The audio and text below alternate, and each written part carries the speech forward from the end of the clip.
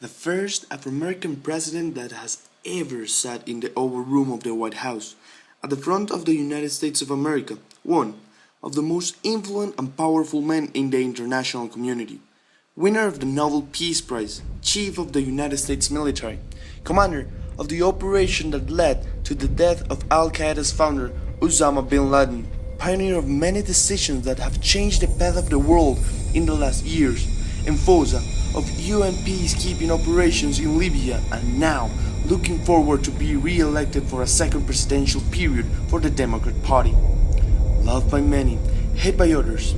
Here are details that have led to misunderstandings, achievements and failures, facts, conspiracy theories, and a projection of the impact of having him in the Oval Room for another 4 years. We are talking about the actual President of the United States of America, Barack Hussein Obama.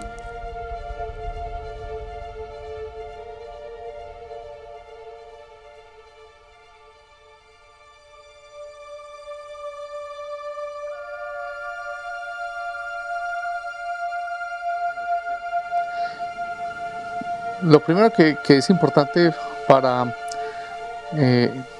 revisar el efecto de Obama es la forma como fue elegido. Obama fue una fuerza de opinión muy grande, una fuerza de opinión movilizada a través de redes sociales, con un gran recaudo a través de redes sociales, y fue un efecto de opinión enorme para una persona que apenas unos 4 años antes era todavía un desconocido para el mundo y un desconocido para una gran cantidad de norteamericanos. Solo había sido elegido anteriormente como senador por Chicago, que era básicamente donde lo conocían. Entonces el efecto de opinión de Obama es muy grande, y ese efecto de opinión tiene un castigo a bordo, y es que toda la gente está llena de expectativas de lo que puede ser un presidente que entra como una nueva promesa, contrario a lo que habían sido costumbres políticas anteriores y todo lo que había sido una tradición norteamericana muy larga. Entonces Obama va a llevar ese lastre, y es que la gente lo carga con un gran peso de cumplir con toda una cantidad de expectativas que muchas veces son expectativas supremamente difusas, muy borrosas, muy poco claras, porque tienen la ilusión de que sea un gran cambio, pero no saben qué es ese gran cambio.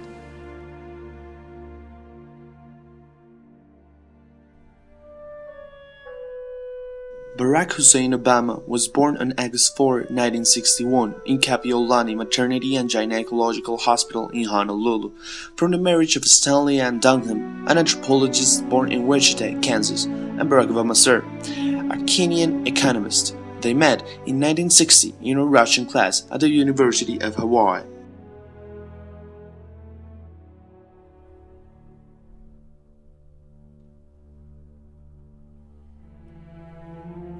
One of the most important conspiracy theories related to the actual US president is based on his nationality, because it is said by many that Mr. Obama is not a Native American, and this clearly will make his presidency unconstitutional due to the fact that one of the requisites stipulated in the American Constitution to become president is being a native-born American or having both parents being American, and in case Mr. Obama wasn't born inside the United States territory, his election as leader of the nation will be illegal. This conspiracy theory is one of the strongest related to the actual government, and it's based on some inconsistencies with the birth certificate that was shown to the media by the White House to detract this theory. Here's an image of the birth certificate that was shown as evidence of Barack Obama's birth in Hawaii. This is considered by the government of the United States as the primary evidence of US citizenship. Here are the main points of criticism of this document. On the one hand, the document was amended. This was ruled out by a Hawaiian law that requires amended certificates to be marked distinctly with the word altered, and it's not present in the specific document. Another important aspect is the fact that the Hawaiian law allows residents to register foreign-born infants as born in Hawaii. The law is number 338, 17.8. The key point here is the year of creation of this law, that is 1982, which is 21 years after Obama was born in 1961. And finally, the most illogical theory that states that there were no laser printouts when Obama was born.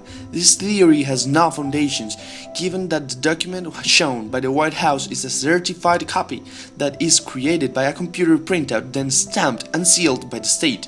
The previously shown document was printed in 2007, where laser printers were already widely available. Like the United States American is becoming more and more closed and more afraid of the other, like migrants or maybe also people from other backgrounds like the Middle East. So in many regards, Obama represents somebody that's different from his color of the skin from the typical American.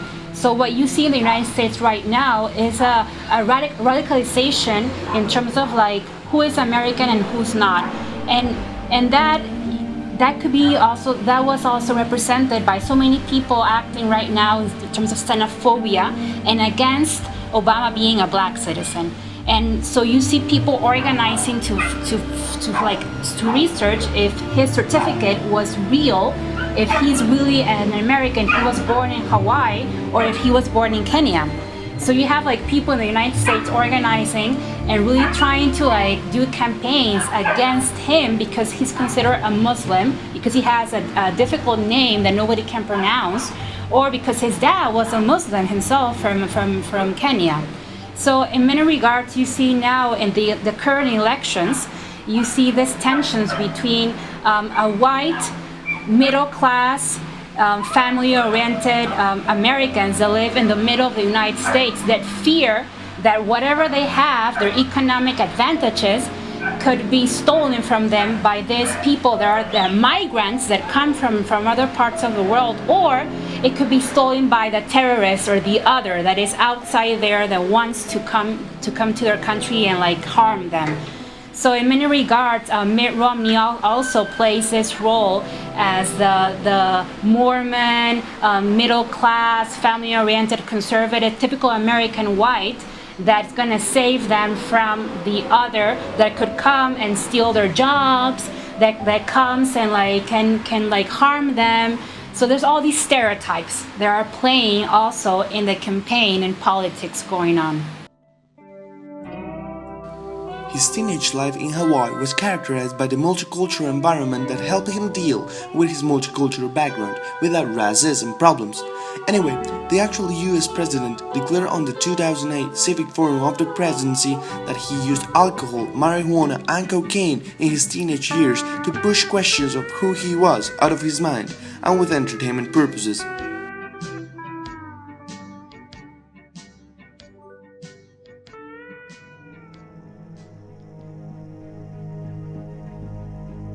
After his graduation from school, he moved to Los Angeles the same year to attend the Occidental College. It was until 1981 that he was transferred to the Columbia University in New York City to study a major in political science with a specialty in international relations. His education in the Columbia University was questioned by some conspiracies that affirmed that no one remembered Mr. Obama in the Columbia University while he studied there. Then, the Columbia University published in its January-February Alumni Corner edition of 2009 a testimony of Phil Barner, Barack Obama's roommate while he attended this campus, in order to clarify any inconsistencies regarding Obama and the Columbia University. In the late 1988, Obama entered Harvard Law School, where he was selected as a crew member of the editor crew of the Harvard Law Review and president of the journal in his second year. The election of Obama as the first black president of the Harvard Law Review gained national media attention and led to a publishing contract for a book about race relations, which later evolved to his personal memoir. The text was published in mid-1995 as Dreams from My Father.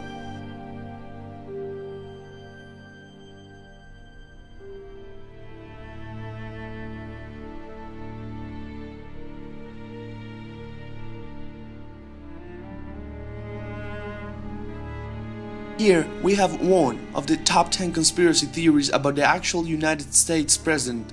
It started based on the testimony of Jack Cahill, a right-wing blogger that often appears on WorldNet Daily. He talks about how Bill Ayers, the founder of a radical anti-war group called the Weather Underground, co-wrote the book that has been taken by the society as the autobiography of the actual US president.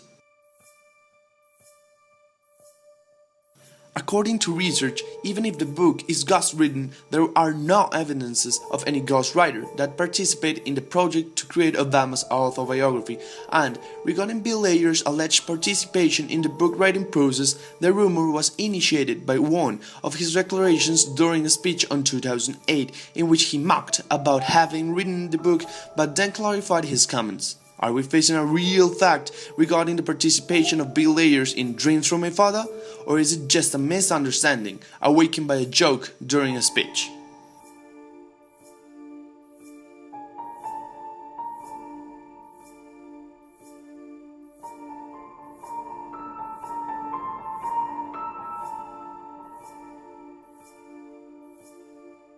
It was only until 1996 that Mr. Obama's political career was on the rails, and it started with the investiture of Illinois Senator until 1988, when he was re-elected for another term that ended in 2000, and started again from 2002 to 2004, when he resigned to his charge as senator in the Illinois state to start his campaign for the US Senate, leaving behind a great intervention with a variety of law projects that were developed closely with the police departments all over the state to enact the death penalty. In 2003, Obama's campaign for US Senate began, having the elections for the US Senate of 2004 in mind, in which he started to be known in all the country. One of the actions that attracted most attention of the media was the open position Senator Obama showed against Bush's government regarding the war declaration to Iraq, in the multiple interventions he had in front of anti-Iraq war rallies, in which he defended his position with one of his popular mottos: "It is not too late to stop war." The political landscape seemed favorable for Barack Obama thanks to the decision that Peter Fitzgerald took of not participating in the elections for the Republicans and Carol Mosley not running again for the Democrats. These two factors gave Mr. Obama the advantage, and the glares of a possible presidential candidature were already visible by the time he sworn in as senator, and there were some important initiatives also during the period bearing his name, mainly the Lugar Obama and the Federal Funding Accountability and Transparency Act of 2006. Senator Obama announced on November 13, 2008, his resignation on November 16, just before starting the lame duck session, in order to focus on his transition period for presidency. Barack Obama announced on February 10, 2008, his presidential candidacy for the United States in front of the old state capitol building in Springfield, Illinois. This site was chosen as a symbol. It was exactly the same place where Abraham Lincoln delivered the historic House Divided speech in 1858. The presidential campaign was standing over three pillars. First, to rapidly end the Iraq War that had been running since 2003, and it had cost the United States millions of dollars and lives. Second, to increase energy independence that would allow the United States not to depend on foreign fossil energy. And last but not least, providing universal healthcare for the American society to improve the life level of the population. Obama's media crew emphasized on producing a presidential campaign focused on implanting the idea of Mr. Obama being the change that the United States needed. That's why hope and change, along with "yes, we can," were the principal guidelines of the campaign. In the Democratic primaries, Mr. Obama's competitor was Hillary Clinton until June 7, 2008, when she announced her retirement from the presidential campaign and endorsed Barack Obama by accepting being the Secretary of State during Obama's period in the Oval Room. In the blink of an eye, Clinton's decision produced a rise in Mr. Obama's popularity in the American people, and he was now fully supported among Democrats to run for president against the Republican John McCain.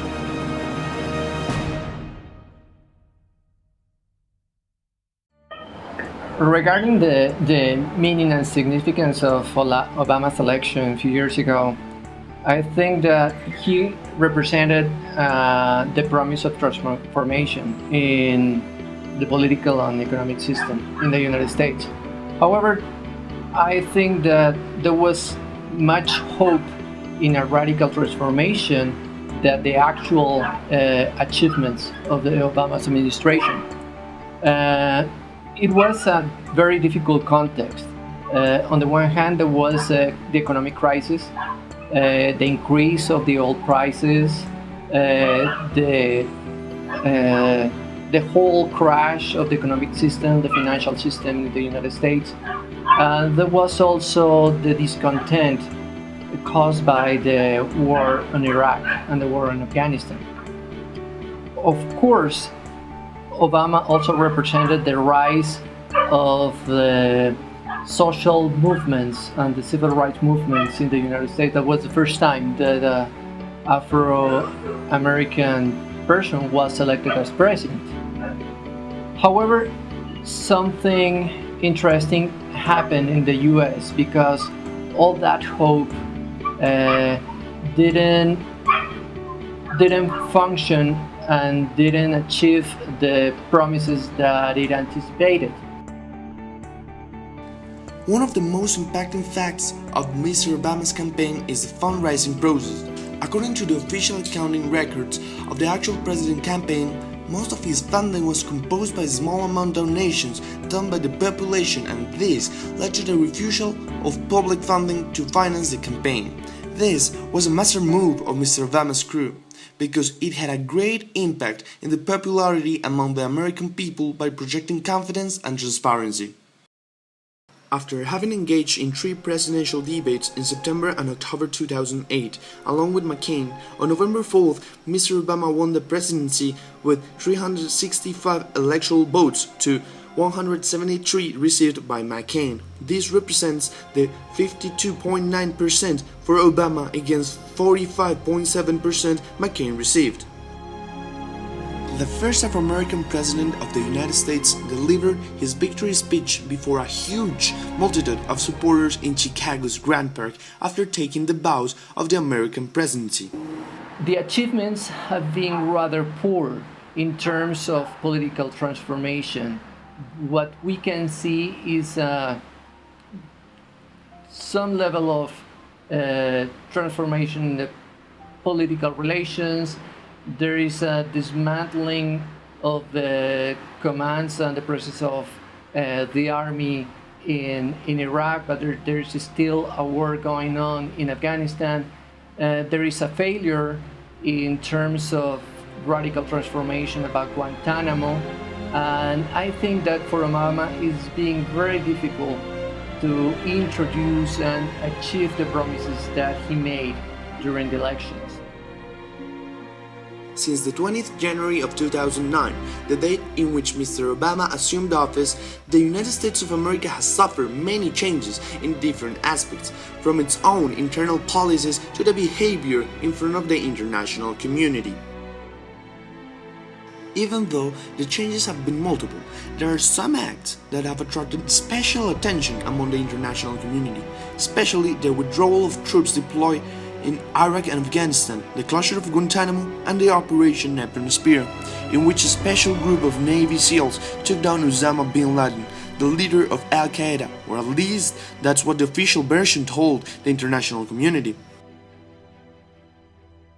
Was Osama bin Laden really killed in the Operation Neptune Spear? For many people around the world, the news about bin Laden being taken down by American Special Forces was a real surprise, but not exactly to celebrate such a glorious operation, but because of the multiple questions that surrounded this military task. Is it really possible that the most wanted man in the world was finally taken down with almost no resistance? Isn't weird that Pakistan cooperated so easily with the United States to grant clear airspace for the 160th Special Operation Aviation Regiment? What happened with the helicopter that was declared down and took a grenade explosion from the Special Command? And the center of the mystery is the decision of burying the corpse in the sea, and also the decision of the United States government of not revealing any photographic or DNA evidence to the public. Doesn't this seem weird? This operation was bonded by many governments along the globe, including the United Nations and the European Union, although some others, like Cuba and Hamas in the Gaza Strip, heavily condemned it. Amnesty International, meanwhile, questioned some legal and ethical aspects of the killing, such as not taking Osama alive even if he was unarmed. On the other hand, there are two wars that have been fought by the United States troops for about a decade in foreign territories. It's of wide knowledge. Many people assure the United States started these two military interventions with the hidden intentions of controlling part of the Middle East. One of the pillars of Obama's campaign was bringing American soldiers home during his government period. As soon as he started to serve as president in the White House, he commanded his team to start the withdrawal of troops from Iraq so the last American soldier could leave Iraqi territory before ending 2011. The effectiveness of his plan to take soldiers back started to pay off in popularity, and the American people was satisfied with these actions, especially on December 20, 2011, when the last American convoy took off from Iraq to the United States. But the situation in Afghanistan is a horse of a different color. Nowadays, there are still American troops deployed on Afghan territory, and if things keep going down the road there now, the situation will not change anytime soon. Furthermore, even if the United States finally decides to take all its troops out from the country, the American university will still be in Afghanistan, and this will represent a certain amount of control by the US government in the future government of Afghanistan. Let's take a brief look through history to the beginning of the conflict in this zone, which is nowadays started by the Taliban, a belligerent political group that at the very beginning was supported by the United States, but then went against the American government. Sure, they had their own reasons, didn't they? Even though the premise was to retreat all the troops from Afghanistan and Iraq, and having in mind it hasn't been achieved yet, Barack Obama received the Peace Nobel Prize on October 2009. The decision of the Nobel Committee was very controversial, and the prize was said to be a prize for his extraordinary efforts to strengthen international diplomacy and cooperation between peoples. What happened during that prize when Obama won the Nobel Prize, Peace Prize, he was better received in the international arena than at home. In the United States, people did not really care about that prize. They did not really relate, they did not really understand what it meant or why he was given that prize. But as Gabriel mentioned, it was really the international community that saw the election of President Obama as a possibility of peace. And also, I think also it was very strategic. They really wanted to support his election and support him in order for him to make better and very difficult decisions and to probably end the war. Unfortunately, as we see after these years, he has not been able to end the war, and there is much pressure within the United States for him to continue the war and to safeguard the safety of the American citizens. The last two key points referring to Mr. Obama's first period of presidency are the programs against the economic crisis that has been hitting the United States in the last 5 years, and also the healthcare reform, maybe the program Obama defended the most in front of the Senate. A single president and a single person cannot introduce those radical changes that people expect. On the one hand, because there is a whole economic and corporate system that makes very difficult to introduce changes.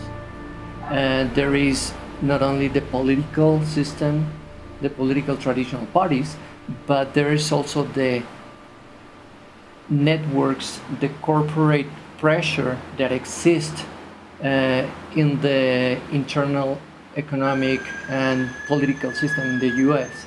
So that makes very, very difficult to introduce radical changes.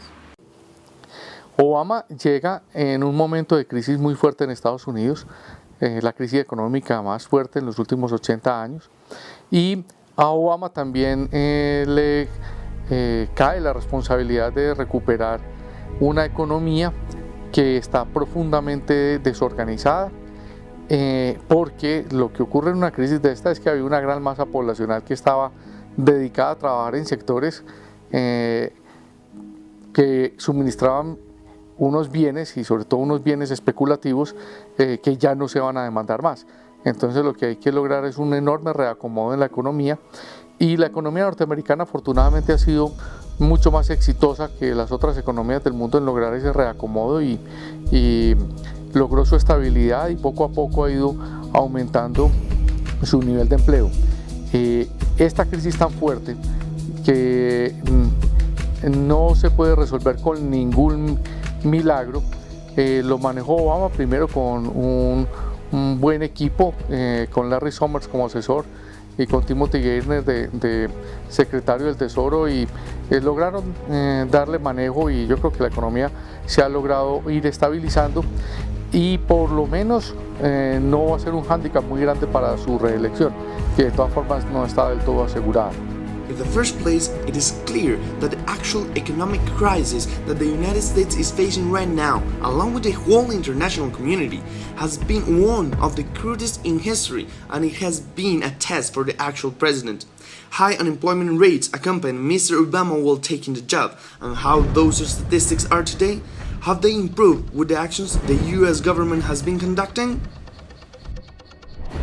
Sure, this graphic clearly shows that one of the strongest points in Obama's government has been increasing the employment levels among the population as a cure for the economic crisis, and this time we have to give him the credit.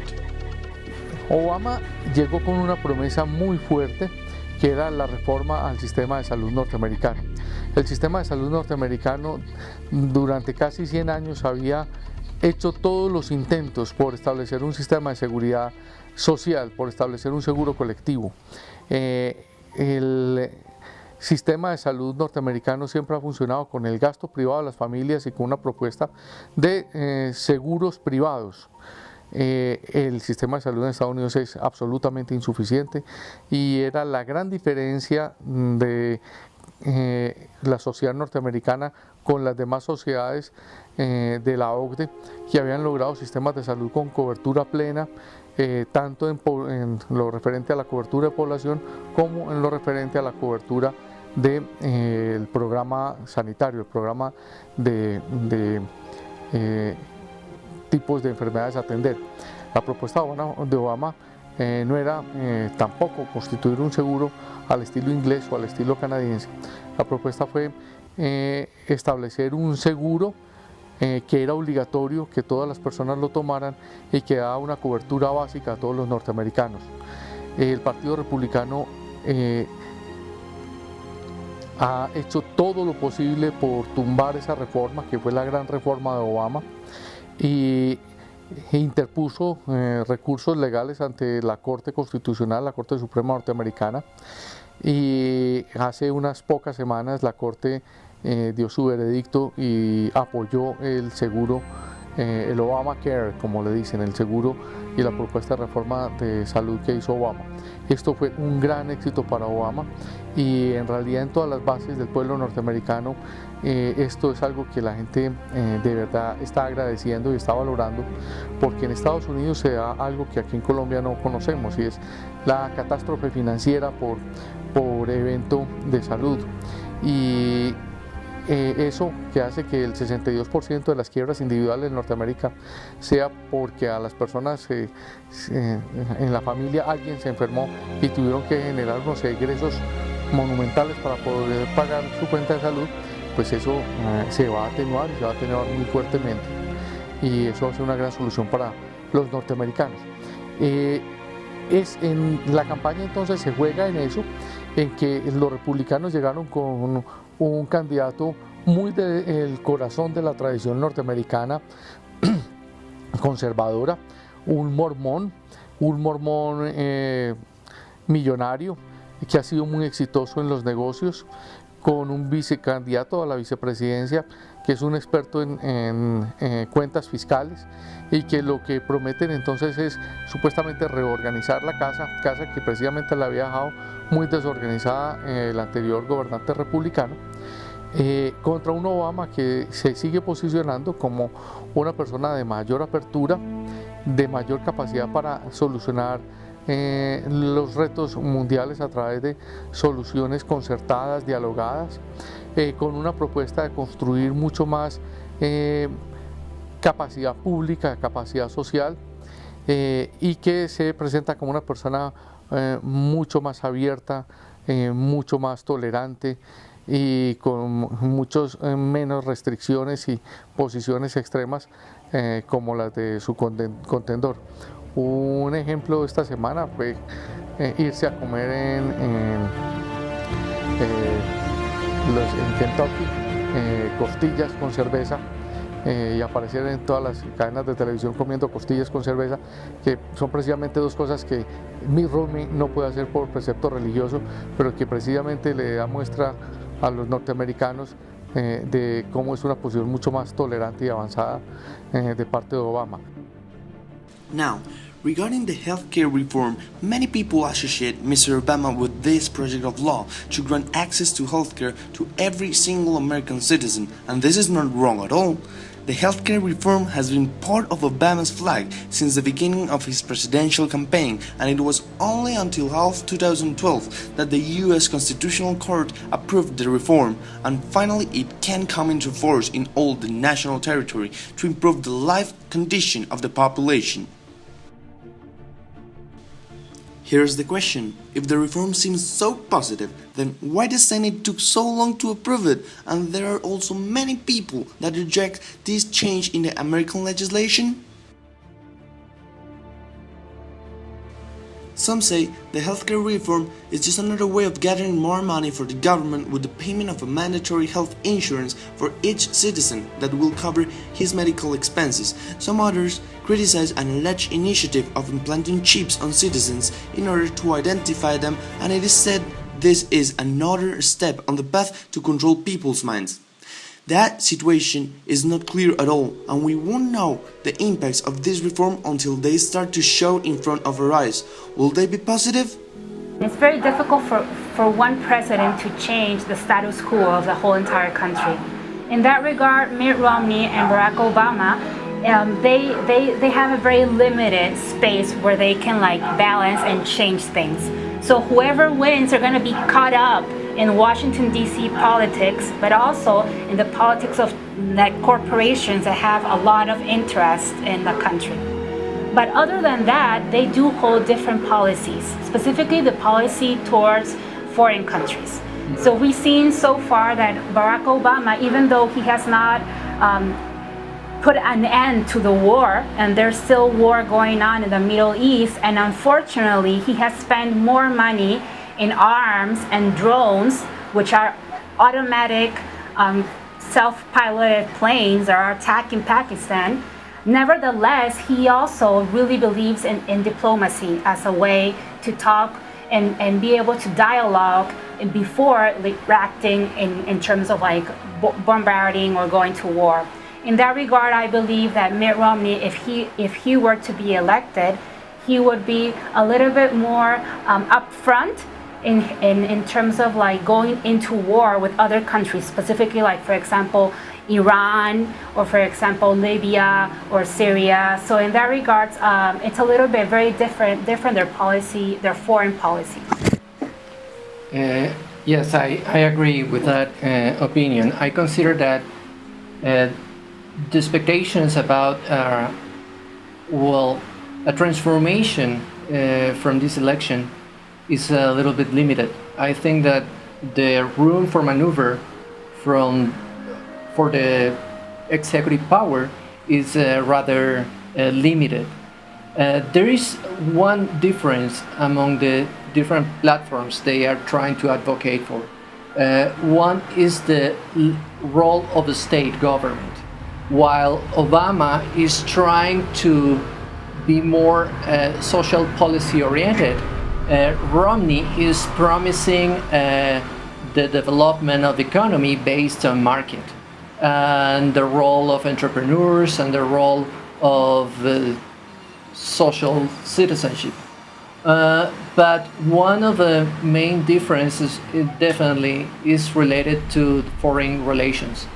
And in the future, what we are going to see is a very disputed election, but at the same time is very focused on the domestic dispute and domestic political tensions. La promesa que hace Romney es precisamente ser la persona que es capaz de rescatar la economía norteamericana, y ese es el gran esfuerzo que está haciendo por presentarse como una solución a un problema que están viendo algunos norteamericanos, pero que no necesariamente le van a creer, sobre todo cuando leen que lo que hay allí es una estrategia muy fuerte de reducción del gasto público y de reducción del déficit fiscal, sin comprometer el gran egreso fiscal de Estados Unidos, que ha sido siempre la parte de armamento.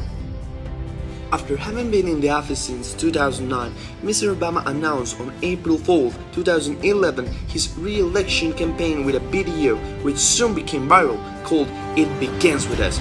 This time he was running against Mitt Romney in a very aggressive campaign in which each one of the media teams is bringing all kind of topics to the surface in order to make each candidate shine.